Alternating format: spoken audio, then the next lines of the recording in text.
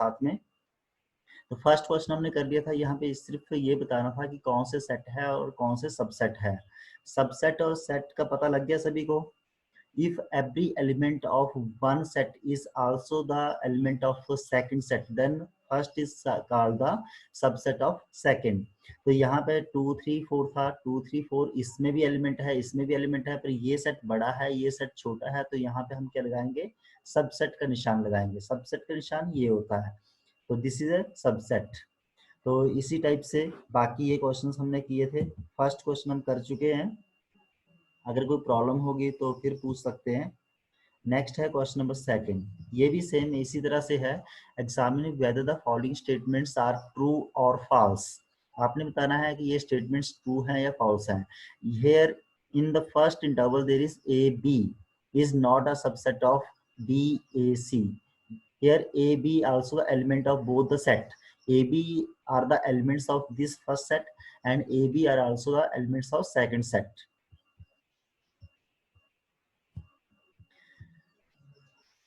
तो यहाँ पे हम क्या लिखेंगे, ये सबसेट है, तो यहाँ पे first statement is the false statement, this is false statement.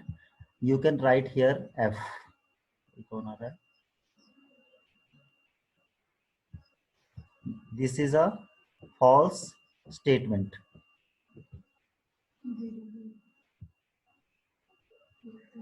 Jaskaran Dushyant,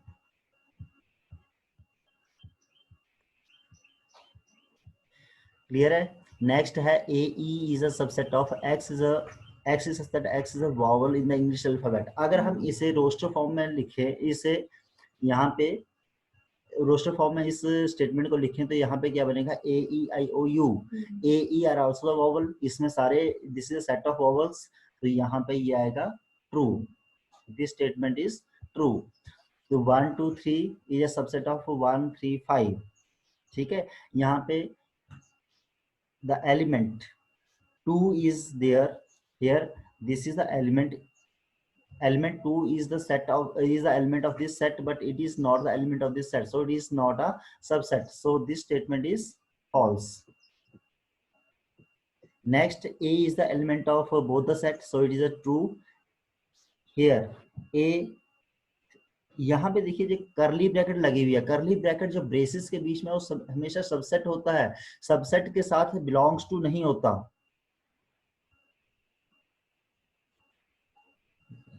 subset के साथ, जहां पे सबसेट होता है उसके साथ बिलोंग्स नहीं आता, ये एलिमेंट के साथ आता है, ये सिंबल एलिमेंट्स के लिए होता है। तो यहाँ पे ये एक सेट है, जब करली ब्रैकेट में कोई नंबर आ जाता है तो उसे हम सेट में लिखते हैं, तो ये सेट है और ये बिलोंग्स टू है। तो belongs to always for the elements, not for the subsets, तो it is a false statement. x is even natural number less than 6, 6 से लेस even natural number आता है 2 4, and x is a natural number which divides 36, जो 36 को divide करते हैं। तो 36 को डिवाइड करने वाले सारे नेचुरल नंबर्स आ जाएंगे, 1 आएगा, 2 आएगा, 3 आएगा, 4 आएगा, 6 आएगा। ठीक है, इस टाइप से जो 36 को डिवाइड करते हैं। तो यहाँ पे ये सेट इसका सबसेट बन रहा है, तो yes it is true, this statement is also true. तो नेक्स्ट है हमारे पास, नेक्स्ट क्वेश्चन नंबर थर्ड। यहाँ पे ये देखिए, लेट ए इक्वल टू 1 2, ये यहाँ पे इस टाइप से दिया। देखिए यहाँ पे 3 4 को एक ब्रेसेस में लिखा हुआ है, बट 3 4 के बाहर फिर ब्रेसेस है। जो भी नंबर ब्रेसेस के अंदर होते हैं सारे उस सेट के एलिमेंट होते हैं। बेशक ये सबसेट है किसी चीज का, पर यहाँ पे इस सेट में ये इसका एलिमेंट होगा, क्योंकि ये इन ब्रेसेस के बीच में है। 1 is the element of A, 2 is the element of A, 3 4 collectively is the element of A. अलग अलग नहीं ले सकते, 3 अलग 4 अलग नहीं ले सकते, ये ब्रेसेस में है, ये अकेला ही इसका एलिमेंट है। तो ये 3 4 इकट्ठा इसका एलिमेंट है। 5 is also the element of set A. तो आपने बताना which of following statement are true और false. 3 4 is a subset of A. यहाँ पे 3 4 किसी और सेट का सबसेट हो सकता है पर ए का नहीं, because it lies in the braces, braces के अंदर है, तो ये क्या होगा, ये एलिमेंट होगा। एलिमेंट के लिए हम यूज करते हैं बिलोंग्स टू का निशान। ठीक है, तो यहाँ पे ये सबसेट है लिखा है इसमें, दैट इज रॉन्ग। तो सेकंड क्वेश्चन था थोड़ा सा गलत लिख दिया था, यहाँ पे एक ब्रेसेस एक तरफ को ज्यादा लग गई थी, ये इस टाइप से लिखना है, यहाँ पे बिलोंग्स टू लगा है because it is a element of set ए का एलिमेंट है, तो यहाँ पे बिलोंग्स टू लगेगा, तो यस इट इज ट्रू। अब यहाँ पे दो ब्रेसेस लगी है, देखो पहले तो ब्रेसेस के अंदर 3 4 है, तो दिस इज द एलिमेंट, इसके बाहर एलिमेंट को अगर आपने ब्रेसेस में एनक्लोज कर दिया then it become the subset, so third part is true, this is true. Next, 1 belongs to A, 1 belongs to A, yes it is true, 1 is subset of A, it is false. Clear है? Here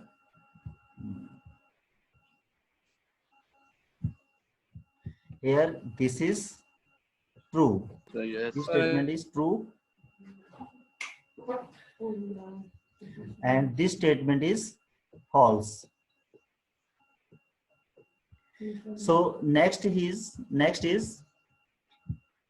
this is 1 2 5 is a subset of A, 1 1 2 5 ये subset है A का, yes it is true, 1 2 5 belongs to A, belongs में नहीं आएगा क्योंकि belongs में subset आता है, ये एक सबसेट है, ये अकेले ये पूरे का पूरा इस सेट में नहीं है, तो ये belongs में false आएगा, it is false here.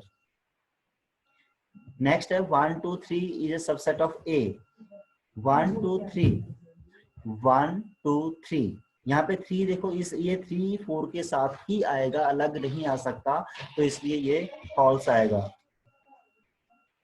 1 2 3 subset of A, ये false, ये गलत है, तो ये ट्रू नहीं आएगा। आगे 5 belongs to A, 5 belongs to A, 5 जो है एक सबसेट होता है, हरे ये अपने आप में एक सबसेट है, इसको ब्रेसेस की जरूरत नहीं होती है, ये सबसेट है तो सबसेट के साथ बिलोंग्स टू नहीं लगता है, तो 5 is a subset of A, yes it is true, ये ऊपर वाला फॉल्स है, ठीक है। यहाँ पे अगर आप लिखें, यहाँ पे देखिए जो 10th पार्ट है 5 is a subset of A, it is true, और जो 9th पार्ट है 5 belongs to A, it is false, और यहाँ पे लास्ट में लिखा है 5 के साथ ब्रेसेस लगा दिए, 5 पहले ही एक सबसेट है, तो सबसेट को दोबारा ब्रेसेस नहीं लगती, तो यहाँ पे 5 के साथ कभी भी ब्रेसेस नहीं लगती, ये पहले ही इसका सबसेट है, so it is false, 11th part is false.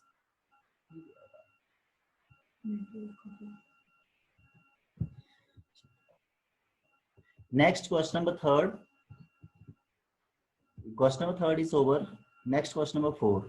Write all the subsets of the following set.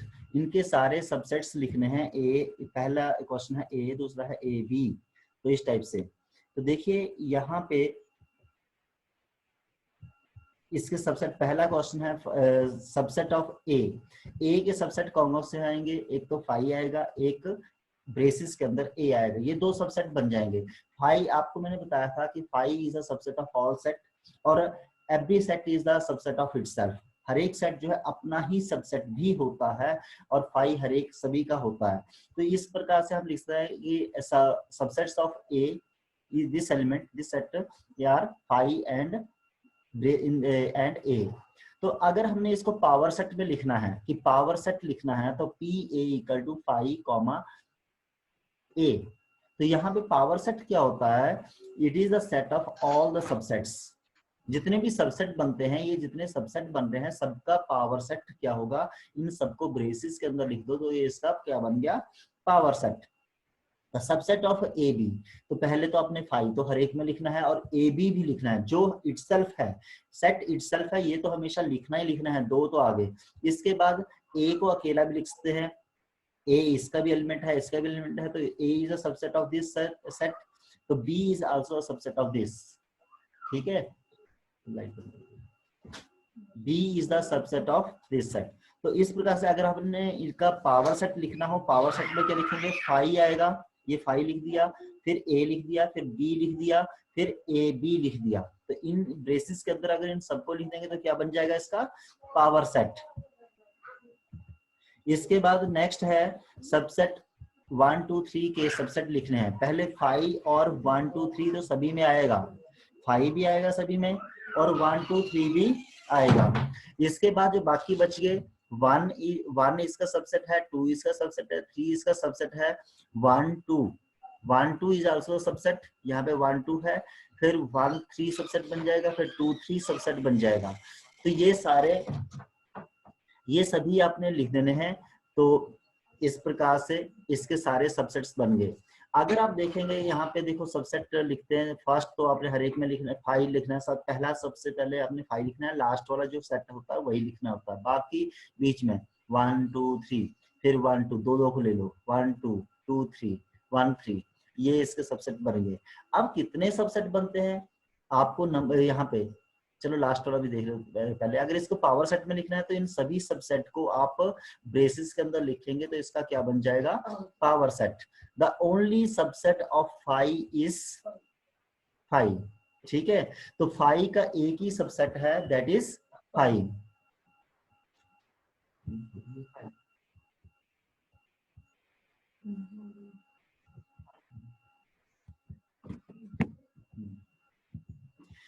चलिए नेक्स्ट,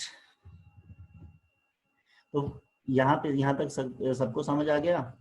नेक्स्ट है how many elements has P A, power set of A में कितने एलिमेंट्स आएंगे। तो पहले है एलिमेंट कितने हैं, ए सेट में कितने एलिमेंट है, ए सेट में कोई एलिमेंट नहीं है, तो इसके पावर सेट में एक ही एलिमेंट होगा, दैट इज ओनली 5, ठीक है। तो यहाँ पे आप जो हाईलाइट की हुई लाइंस आपने ये लिखना, इफ ए इक्वल टू 5, अगर ए जो है एक 5 सेट है, नल सेट है, then n A number of elements in A is 0।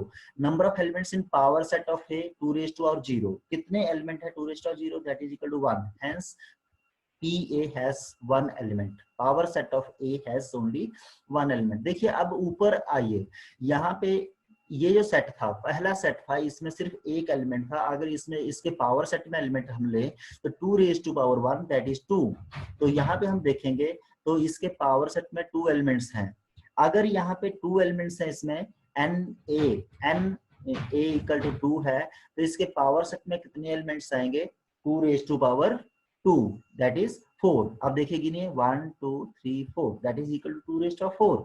Next है इसमें 3 एलिमेंट्स हैं, एन ए इक्वल टू 3 है, तो इसके पावर सेट में कितने एलिमेंट्स आएंगे, जैसे ये फॉर्मूला हम लगा रहे हैं, जो नीचे फॉर्मूला दिया हुआ है 2 रेज़ टू एन वाला, ठीक है, ये 2 रेज़ टू एम वाला, तो 2 रेज़ टू पावर 3 आ जाएगा, 2 रेज़ टू 3 मींस 8। तो अगर यहाँ पे गिनेंगे 1 2 3 4 5 6 7 8, there are total 8 elements, total 8 elements हैं।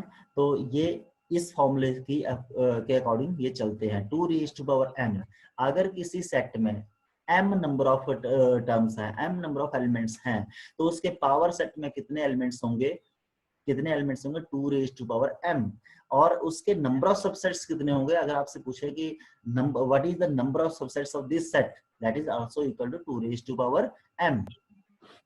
Next is question number 6। यहाँ पे जो write the following as intervals, अब इनको इंटरवल्स में लिखना है, ये पीछे आपने बेसिक में किया है।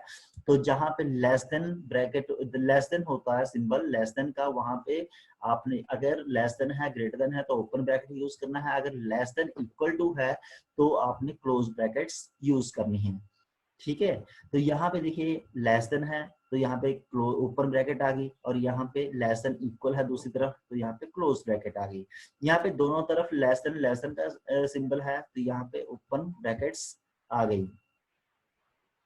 तो यहाँ पे भी ये देखो क्लोज, लेस देन इक्वल है तो इस तरफ से क्लोज है, यहाँ पे लेस देन है तो इस तरफ से ओपन है। तो इस टाइप से ये इंटरवल्स आप लिख सकते हैं। Right the following intervals in set builder form, set builder form जो प्रीवियस फॉर्म थी वो लिखना है, आपने इंटरवल लिख दिया। यहाँ पे देखिए ओपन ब्रैकेट्स है तो आपको पता है दोनों तरफ लेस देन, दोनों सिंबल जो है लेस देन के आएंगे। -3 लिखना है पहले, less than x less than 0। तो x is such that x belongs to r, ये तभी होता है रियल नंबर के लिए ये ब्रैकेट्स का यूज होता है। ये जब हम सॉल्यूशन इन ब्रैकेट्स में लिखते हैं तो ये रियल नंबर के लिए ही होता है, तो हमेशा यहाँ पे r ही आना है, r मींस रियल नंबर्स।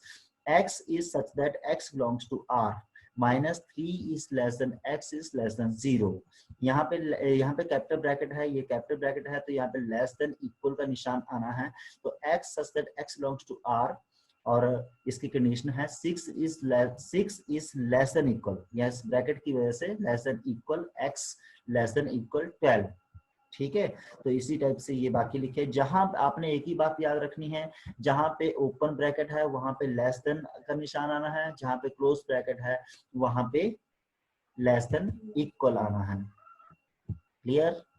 आगे नेक्स्ट क्वेश्चन है, what universal set would you propose for each of the following. इनके लिए यहाँ पे पहला सेट है, इसके लिए आप कौन सा यूनिवर्सल सेट आप प्रपोज करते हैं? The set of right triangles. Set of right triangles है तो इसके लिए यूनिवर्सल सेट क्या होगा? Set of triangles. Set of triangles, बस इतना लिख दो काफी है। तो सेट ऑफ आइसोस्केलेस ट्रायंगल है, इसके लिए भी क्या आएगा? Set of triangles. ये universal set, universal set means बड़ा सेट जिसमें से ये सेट निकलता हो, उसके लिए ये होता है। नेक्स्ट क्वेश्चन नंबर 9 है। यहाँ पे इसमें जो एक्सप्लेनेशन दी हुई है काफी लंबी चौड़ी है, हमने इतना ज्यादा लंबा नहीं करना इसे। आपने सिंपल ये बताना है कि आपके पास यहाँ पे 3-4 सेट दिया है, सेट ए दिया है, बी दिया है, सी दिया है। Which of the following may be considered as universal set for all the 3 sets A B C. A B C के लिए यूनिवर्सल सेट कौन सा हो सकता है? यूनिवर्सल सेट वो होता है जिसमें से ये सारे सेट निकलते हैं। 1 3 5, देखो यहाँ पे 1 है, 3 है, 5 है, ठीक है, 2 4 6, 2 है, 4 है, 6 है, 0 2 4 6 8, इस सेट में 8 नहीं है, तो ये यूनिवर्सल सेट नहीं हो सकता, क्योंकि ये सेट इसमें से हो सकता है, ये इसका सबसेट हो सकता है, पर ये नहीं हो सकता क्योंकि यहाँ पे 8 है और इसमें 8 नहीं है। तो 5 में तो कोई भी नहीं, इसका तो कोई भी सबसेट नहीं बनेगा। तो इसमें देखिए 8 भी है, बाकी ये सारे एलिमेंट्स हैं, 8 9 10 भी है, तो ये तीनों सेट जो है 1 3 5 1 3 5 इसमें है। 2 4 6 तो 2 4 6 भी है, 0 2 4 6 8 तो 8 भी है। तो it is the universal set for the above given sets. ठीक है, तो आपने सिंपल ये लिखना है कि this set is the set A is the subset of this, set B is the subset of this, set C is the subset of this, so it is the universal set for all the above given sets.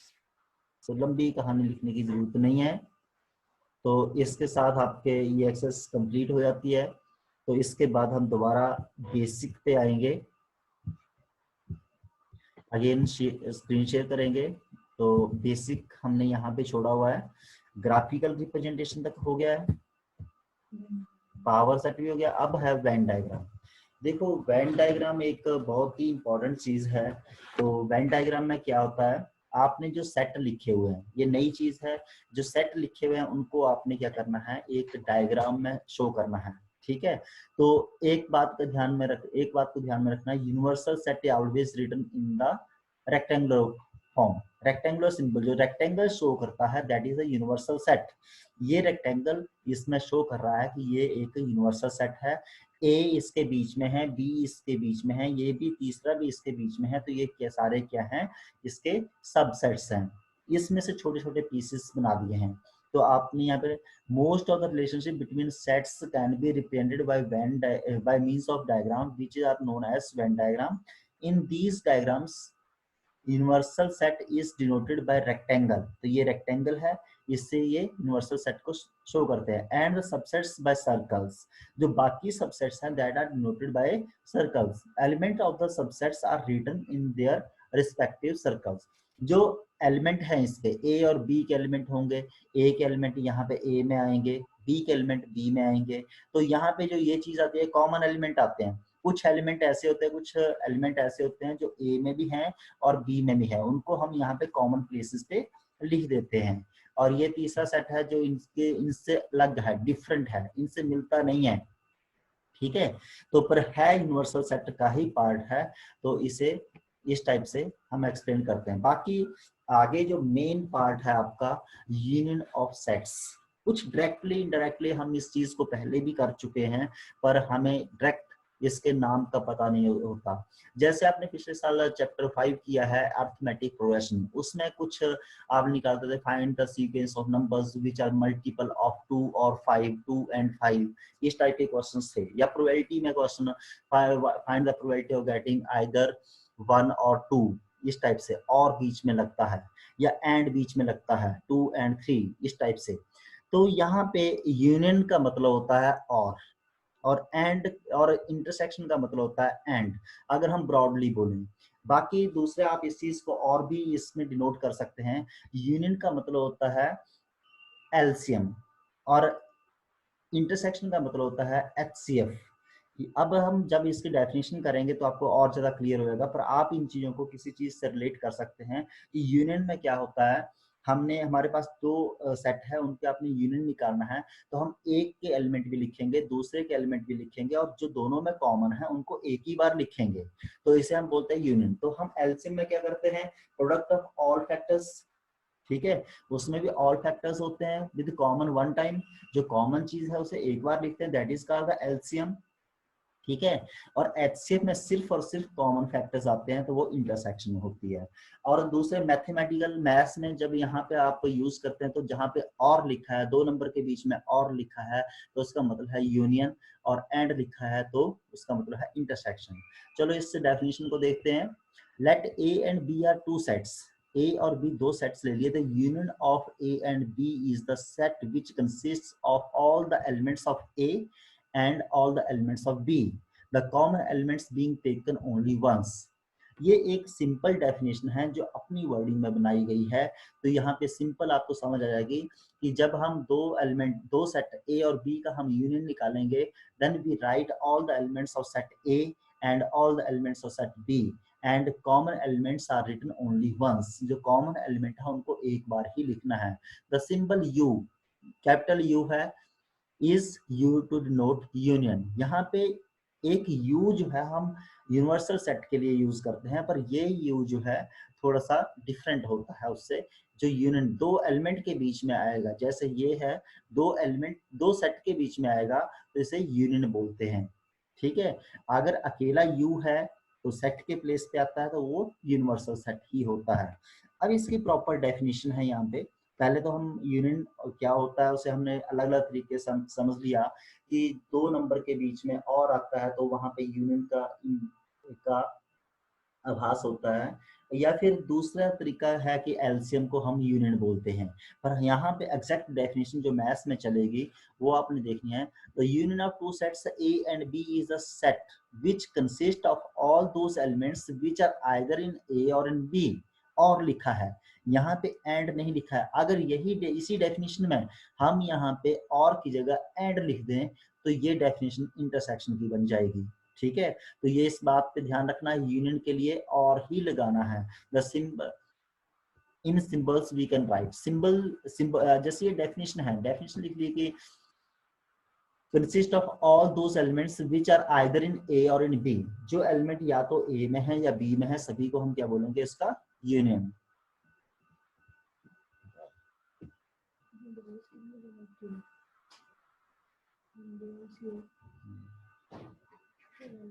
ठीक है।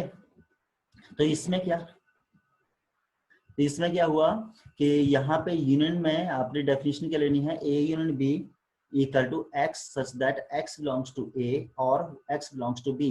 यहाँ पे देखिए definition बिल्कुल clear है, आपको पूरी line याद करने की जरूरत नहीं है। अगर आपको ये स्टेटमेंट मैथमेटिकल याद रहेगी, union of set A and B is the set of all elements which are in A और in B, या x belongs to A है, x A में भी होना चाहिए, x B में भी होना चाहिए, या चाहे A में हो चाहे B में हो, तो यूनियन के सेट में आएंगे। तो देखिए यहाँ पे अगर वेन डायग्राम से इसको समझना है, तो वेन डायग्राम से यूनिवर्सल सेट को हमने U से डिनोट कर दिया, जो रेक्टेंगल है इसको U से डिनोट कर दिया। ए सेट ये है और बी सेट ये है। जो शेडेड पोर्शन आपको दिख रहा है, ये येलो सा पोर्शन दिख रहा है, ये सारा क्या है, ये इस यूनियन को रिप्रेजेंट करते हैं। यहाँ पे देखिए कॉमन चीज आएगी, कॉमन चाहे इसमें है चाहे इसमें, हमने इसको 2 बार नहीं लिखना, ये कॉमन है तो एक बार लिखेंगे यहाँ पे, तो दोनों तरफ से पढ़ी जाएगी। इस सेट में भी ये आ जाएगी और इस सेट में भी आ जाएगी। तो इसका मतलब है all elements of set A, all elements of set B and the common elements only once. This is called union of two sets. ठीक है। इसके बाद है properties of union of sets. अब इसकी प्रॉपर्टीज आपने देखनी है कि क्या क्या प्रॉपर्टीज लग सकती है। अगर आप किसी क्वेश्चन में ए यूनियन बी पूछा है और आप बी यूनियन ए निकाल देते हैं तो एक ही बात है। इसमें अलग अलग बात नहीं, घबराने की बात नहीं कि आपसे ए यूनियन बी पूछा था, आपने बी यूनियन ए निकाल दिया। Both are same because it holds the commutative property. Next है it holds the associative property. A union B union C निकालना है, चाहे आप पहले ए यूनियन बी निकाल लो, चाहे बी यूनियन सी निकाल लो, उसके बाद तीसरा यूनियन निकाल लो, तो कोई फर्क नहीं पड़ेगा, you get the same result. ठीक है। नेक्स्ट है A union B, A union phi. Phi होता है एम्प्टी सेट। एम्प्टी सेट के साथ जब भी यूनियन निकालते हैं तो हमारे पास सेट ए ही आता है। और नेक्स्ट है ए यूनियन ए। अगर दो सेट सेम सेट है, उनका यूनियन निकालेंगे तो सारे एलिमेंट्स कॉमन है, तो उसे एक ही बार लिखेंगे।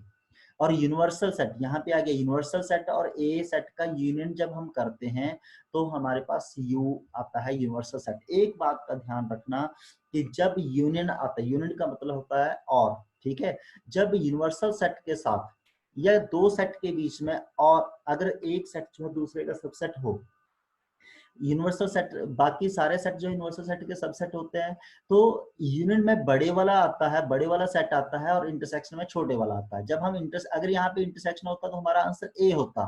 अगर यहाँ पे यू है तो हमारा आंसर, अगर यहाँ पे यूनियन है तो यहाँ पे हमारा आंसर यू है।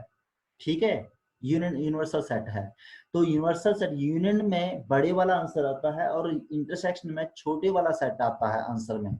अगर यहाँ पे यूनियन है तो हमारे पास ए आ गया। अगर इंटरसेक्शन होता तो हम फाई लिखते, क्यों, फाई जो है ए सेट से छोटा होता है, फाई में कोई एलिमेंट नहीं है, ए में तो कुछ होगा।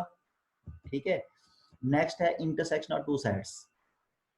The intersection of sets A and B is the set of all elements which are common to both A and B। जो को दोनों में कॉमन है, यहाँ पे देखिए एंड आ गया, इंटरसेक्शन में क्या आ गया, एंड। जो दोनों में कॉमन है उसी को लिखना है। मींस आप कॉमन किस में लेते हैं, जो HCF होता है, तो मींस दोनों को जो HCF होता है उसी को हम इंटरसेक्शन बोलते हैं, उसी को एंड से रिप्रेजेंट करते हैं। The symbol intersection is used to denote the intersection। This symbol उल्टा U है, इसका से हम डिनोट करते हैं इंटरसेक्शन के लिए। डेफिनेशन आप क्या बन गई, देखिए ऊपर वाली डेफिनेशन चलेगी यहाँ पे। The intersection of two sets A and B is a set of all those elements which belongs to both A and B। जो दोनों में होने चाहिए, A में भी हो B में भी हो। Symbolically we write A intersection B equal to X such that X belongs to A and X belongs to B। जो ऊपर डेफिनेशन थी यूनियन की, सेम डेफिनेशन, ये सेम डेफिनेशन है, पर यहाँ पे और है और उसमें क्या है, एंड है।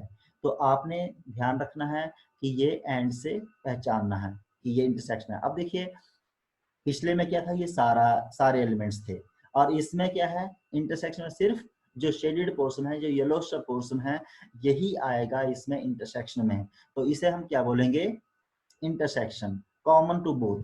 Intersection means the things which are common to both the sets. आगे इसकी प्रॉपर्टीज है, it holds the commutative law. Commutative law है ए इंटरसेक्शन बी और B intersection A both are same things. It holds the associative law.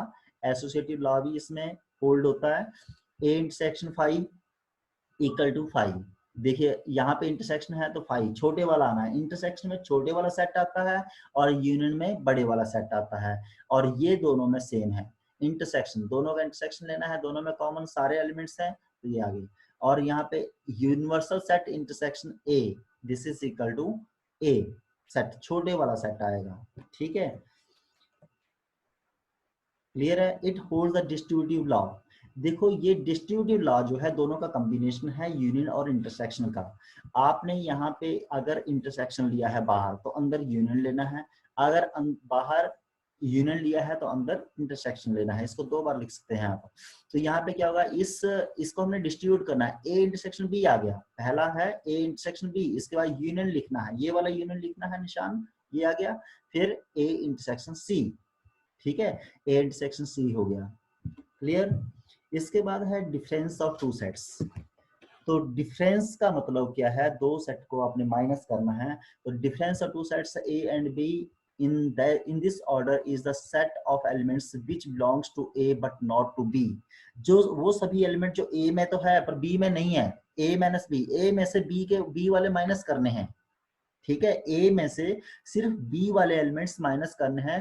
तो यहाँ पे it is the set of all those elements which belong to A but not to B, जो A में है पर B में नहीं है, इसे हम पढ़ते हैं A minus B, A minus B, इसे ऐसे लिखते हैं। अब देखिए यहाँ पे क्या है, x is such that x belongs to A and x not belongs to B। Minus का मतलब आपने याद रखना है, ये जो माइनस है, माइनस का मीनिंग क्या है, एंड नॉट, ये नॉट बिलोंग, नॉट बिलोंग्स लिखा है, नॉट बिलोंग्स, ठीक है, तो नॉट बिलोंग्स आ गया, एंड नॉट, ये इसका मीनिंग है माइनस का। तो आगे हमने ये इनका यूज करना है। हाँ जी बोलिए, क्या बोल रहे हैं मयंक, आप कुछ बोलना चाहते हैं? सर डिस्ट्रीब्यूटिव लॉ बताना एक बारी दोबारा। ओके सर डिस्ट्रीब्यूटिव लॉ बताना दोबारा। हाँ मैं बता रहा हूँ, देखो डिस्ट्रीब्यूटिव लॉ में क्या होता है, पहले तो मैं इसी को ले लेता हूँ कि हमने बाकी नंबर्स नहीं देखने हैं, हमने इस इंटरसेक्शन को देखना है, हमने इस इंटरसेक्शन को डिस्ट्रीब्यूट करना है इस ब्रैकेट के अंदर। इस ब्रैकेट के अंदर इसको कैसे डिस्ट्रीब्यूट करते हैं, जब ये ब्रैकेट खुलेगी तो पहले ए के साथ ए इंटरसेक्शन बी आ जाएगा, यहां तक लिख दिया आपने ए इंटरसेक्शन बी, फिर आगे यूनियन का निशान है, यूनियन का निशान एज इट इज लगाना है जैसा है, ठीक है। इसके बाद आपने दोबारा ए इंटरसेक्शन सी लिख देना है, जैसे आप मल्टीप्लाई करते थे ना, मल्टीप्लाई होता था कि बाहर वाले नंबर से सभी को अंदर मल्टीप्लाई होना है, सेम वैसे ही है सिर्फ, ठीक है, जैसे मल्टीप्लाई कर, बाहर ए है, ए से बी को भी मल्टीप्लाई करना है, ए से सी को भी मल्टीप्लाई करते थे, पर यहाँ पे मल्टीप्लाई नहीं है, यहाँ पे इंटरसेक्शन है, ये हमने जो बाहर सिंबल है इंटरसेक्शन का इसको डिस्ट्रीब्यूट करना है। मल्टीप्लाई में हम मल्टीप्लाई के निशान को डिस्ट्रीब्यूट करते हैं, तो यहाँ पे इंटरसेक्शन के निशान को डिस्ट्रीब्यूट करना है, तो ए इंटरसेक्शन बी आ गया, आगे यूनियन आ गया, फिर ए इंटरसेक्शन सी आ गया, ठीक है। अगर दूसरा केस क्या होता है, अगर यहाँ पे यूनियन है और यहाँ पे इंटरसेक्शन है तो भी सेम बात आएगी, तो भी आपने साइन यहाँ पे ए यूनियन बी आएगा यहाँ पे, फिर यहाँ पे इंटरसेक्शन भी साइन में चेंज कर देना है, कोई फर्क नहीं पड़ेगा। क्लियर है? Yes sir. Okay, next difference में आपको पता लग गया कि ए में से बी वाले एलिमेंट छोड़ देने हैं, वो सारे एलिमेंट छोड़ दो जो बी में हैं, तो वो बन गया ए माइनस बी, ठीक है। आगे डिसजॉइंट सेट, डिसजॉइंट सेट का मतलब होता है जो अलग अलग है, जिनमें कुछ भी कॉमन नहीं है, तो जहां पे इंटरसेक्शन फाई आ जाए, इंटरसेक्शन का मतलब होता है कॉमन, जिनमें कॉमन कुछ भी नहीं है सेट को क्या बोलेंगे, फाई बोलेंगे। तो जब इंटरसेक्शन, दो सेट का इंटरसेक्शन जब फाई आ जाता है तो उसे हम बोलते हैं डिसजॉइंट सेट, ठीक है। तो जैसे यहाँ पे देखिए ये सेट दूर है, इनमें से कुछ भी कॉमन नहीं है, इसके अपने एलिमेंट है, इसके अपने एलिमेंट है, ठीक है तो यूनिवर्सल सेट में है पर ये डिसजॉइंट है, तो इसे ये ज्वाइंट नहीं हो रहे हैं तो डिसजॉइंट आ गए, ठीक है। क्लियर है सभी को? तो आज टाइम आउट हो रहा है, तो इसलिए थोड़ा सा अब कम्प्लीमेंट्री ऑफ सेट रह गया, ये हम कल